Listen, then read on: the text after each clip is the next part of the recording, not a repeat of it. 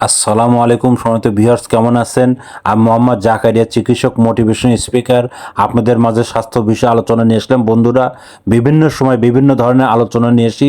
আজকেও স্বাস্থ্য বিষয়ে আলোচনা। আজকের আলোচনার বিষয় যে মস্তিষ্কের জন্য যেসব ক্ষতিকর, তাহলে ভিডিওটা প্রথম থেকে শুরু করে শেষ পর্যন্ত না টেনে শুনবো।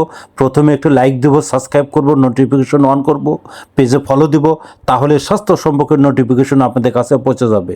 তাহলে বন্ধুরা মনোযোগ দিয়ে শুনুন। মস্তিষ্কের জন্য যে সমস্ত ক্ষতিকর কাজ সেগুলো অবশ্যই করবেন না। সকালে নাস্তা না করা, রাত্রে দেরিতে ঘুমানো, সকালে অধিক পরিমাণ ঘুমানো, ইচ্ছাকৃতভাবে প্রস্রাব আটকে রাখা, অতিরিক্ত মিষ্টিজাত খাবার খাওয়া এবং খাবার সময় টিভি বা কম্পিউটার দেখা, মাথায় স্কার্ফ এবং পায়ে মোজা পরে ঘুমানো। বন্ধুরা, এই ধরনের নিয়ম করে চললে কিন্তু মস্তিষ্ক কিন্তু ক্ষতি হতে পারে। আর বন্ধুরা, মস্তিষ্ক কীভাবে ভালো রাখা যায় এবং কিভাবে আপনার সুস্থ থাকবেন, আমাদের ইউটিউব চ্যানেলের মধ্যে ঢুকবেন, আপনারা বিভিন্ন ধরনের ভিডিও পাবেন। আর যে কোনো ধরনের গোপন অসুখ বিসুখ আমাদের এই বিরাজ মেডিকেল 100 বছরের প্রতিষ্ঠান, আপনারা চলে আসবেন।